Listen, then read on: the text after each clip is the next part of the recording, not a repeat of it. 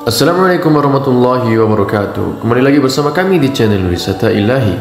Hari ini kita akan membahas upaya-upaya kafir Quraisy dalam menghentikan dakwah Nabi Muhammad SAW. Bagaimana sebelumnya kita membahas bahwasanya mereka melakukan penindasan, melakukan kekerasan untuk menghentikan dakwah kaum muslimin pada masa Rasulullah SAW di awal-awal.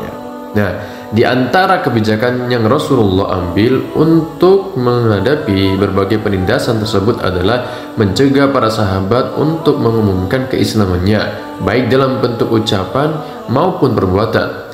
Mereka pun diperintahkan untuk tidak berkumpul kecuali secara rahasia, karena jika hal tersebut diketahui orang-orang kafir Quraisy, maka upaya beliau dalam membina dan mengajarkan Al-Quran dan Sunnah kepada para sahabat akan terhalangi, bahkan dapat mengakibatkan benturan fisik antara kedua belah pihak. Hal ini sangat membahayakan karena kekuatan kaum muslimin saat itu masih sangat lemah. Adapun Rasulullah sendiri terus melakukan dakwah dan ibadah secara terang-terangan di tengah orang-orang musyrik. Akan tetapi dengan para sahabatnya, beliau berkumpul secara rahasia di rumah Arqam bin Abi Arqam al-Makhzumi di Bukit Sofa yang selama ini tidak diperhatikan orang-orang musyrik. Nah, tekanan yang dilakukan orang-orang kafir terhadap kaum muslimin pada pertengahan dan akhir tahun keempat kenabian masih bersifat ringan.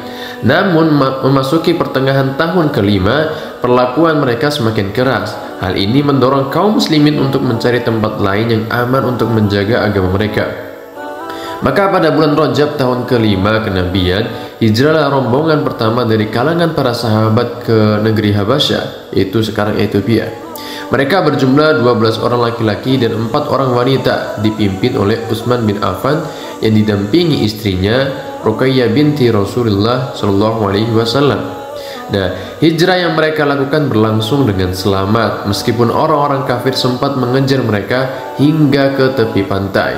Namun mereka sudah lebih dahulu berlayar ke negeri Habasyah. Di negeri tersebut mereka hidup dengan aman dan mendapat perlindungan dari penguasa Habasyah. Pada bulan Syawal di tahun yang sama, mereka mendapat berita bahwa kaum Quraisy telah masuk Islam. Akhirnya mereka segera pulang ke kampung halamannya. Namun ketika beberapa saat menjelang tiba di Makkah, mereka baru tahu bahwa berita tersebut keliru. Akhirnya sebagian mereka kembali ke Habasyah dan sebagian lagi mencari perlindungan dari penduduk Makkah. Setelah itu kekejaman kafir Quraisy terhadap kaum muslimin semakin menjadi-jadi. Rasulullah SAW kembali mengizinkan para sahabat hijrah ke Habasyah untuk kedua kalinya. Maka berangkatlah rombongan kedua yang berjumlah 83 orang laki-laki dan 19 perempuan menuju Habasyah. Orang-orang kafir Quraisy sangat gusar ketika mengetahui bahwa kaum muslimin mendapatkan perlindungan yang aman di negeri Habasyah. Maka mereka mengutus 2 orang yang cerdas dan gigih. Mereka adalah Amr bin As dan Abdullah bin Rabi'ah. Nah, ini terjadi sebelum mereka berdua masuk Islam, dengan membawa aneka hadiah berharga untuk sang raja. Mereka berupaya membujuk Raja Najasyi untuk memulangkan kaum muslimin ke suku Quraisy. Namun berkat kebijakan Raja Najasyi dan kepiawaian para sahabat yang diawali atau diwakili oleh Ja'far bin Abu Thalib sebagai juru bicara mereka dalam menerangkan hakikat Islam, akhirnya upaya orang-orang musyrik tersebut gagal total. Nah, berbagai cara telah diupayakan oleh kafir Quraisy untuk menghentikan dakwah Rasulullah, namun tidak ada yang berhasil. Berikutnya mereka menggunakan cara lewat pamannya lagi, Abu Thalib. Abu Thalib berupa ancaman untuk memerangi Rasulullah SAW. Karena ancaman tersebut dianggap serius, Abu Thalib segera mengutarakannya kepada Rasulullah. Melihat gejala pamannya mulai lemah dan tak kuat menanggung beban, maka dengan tegas Rasulullah berkata, "Wahai pamanku, demi Allah, seandainya mereka letakkan matahari di tangan kananku dan bulan di tangan kiriku untuk aku meninggalkan perkara dakwah ini sampai Allah memenangkannya atau aku hancur bersamanya, niscaya aku tidak akan meninggalkannya." Mendengar jawaban tegas dari Rasulullah SAW, Abu Thalib pun kembali bersemangat melindungi keponakannya tersebut. Dia pun berkata, Pergilah wahai keponakanku dan sampaikanlah apa yang kamu sukai. Demi Allah, aku tidak akan menyerahkanmu kepada siapapun selama-lamanya. Di lain waktu mereka kembali mendatangi Abu Thalib untuk menawarkan cara lain. Mereka datang dengan membawa seorang pemuda yang gagah dan tampan untuk diserahkan kepada Abu Thalib, dan sebagai gantinya dia harus menyerahkan Rasulullah SAW kepada mereka untuk mereka bunuh. Tentu saja tawaran yang aneh tersebut ditolak mentah-mentah oleh Abu Thalib. Nah, setelah beberapa percobaan untuk menghentikan dakwah memunai kegagalan, maka akhirnya sampailah mereka pada keputusan untuk membunuh Rasulullah. Disebutkan dalam beberapa riwayat beberapa upaya dari tokoh-tokoh kafir Quraisy untuk membunuh Rasulullah SAW. Namun upaya-upaya mereka menemukan kegagalan pula karena Allah Subhanahu wa taala telah melindungi hamba yang paling dikasihinya tersebut. Di antara riwayat yang terkenal dalam hal ini adalah upaya Abu Jahal yang hendak melemparkan batu jika Rasulullah sedang sujud dalam sholatnya. Pada hari yang telah ditentukan, sebagaimana biasa Rasulullah datang ke Ka'bah untuk sholat. Kemudian sebagaimana rencana semula, Abu Jahal mengambil sebongkah batu lalu menghampiri Rasulullah untuk menimpakan batu tersebut ke atas kepalanya. Namun tak beberapa lama kemudian dia sudah kembali menemui kawan-kawannya dalam keadaan pucat pasi. Ada apa wahai Abu Al-Hakam? Tanya teman-temannya kepada Abu Jahal. Nah, ketika aku melakukan rencanaku dan hampir mendekatinya, ternyata ada seekor onta yang sangat besar menghalangiku.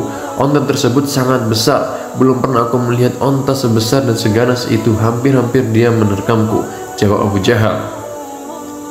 Di tengah suasana yang masih penuh intimidasi dan tekanan dari orang kafir Quraisy terhadap kaum muslimin, muncullah secercah harapan, yaitu masuk Islamnya Hamzah bin Abdul Muthalib, paman Rasulullah SAW pada akhir tahun ke-6 kenabian.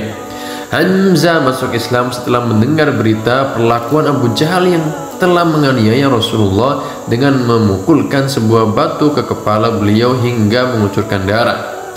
Nah, segera saja Hamzah, itu lelaki gagah dan terpandang di suku Quraisy yang saat itu baru saja pulang berburu, menemui Abu Jahal untuk menuntut balas atas perlakuan kasar tersebut. Setelah berhasil menemui Abu Jahal, Hamzah segera menghardiknya. Wahai Abu Jahal, kamukah yang telah menghina keponakanku padahal aku sudah masuk agamanya? Kemudian Abu Jahal dipukulnya dengan busur hingga terluka. Hampir saja terjadi perkelahian massal karena keluarga kedua belah pihak ingin ikut campur.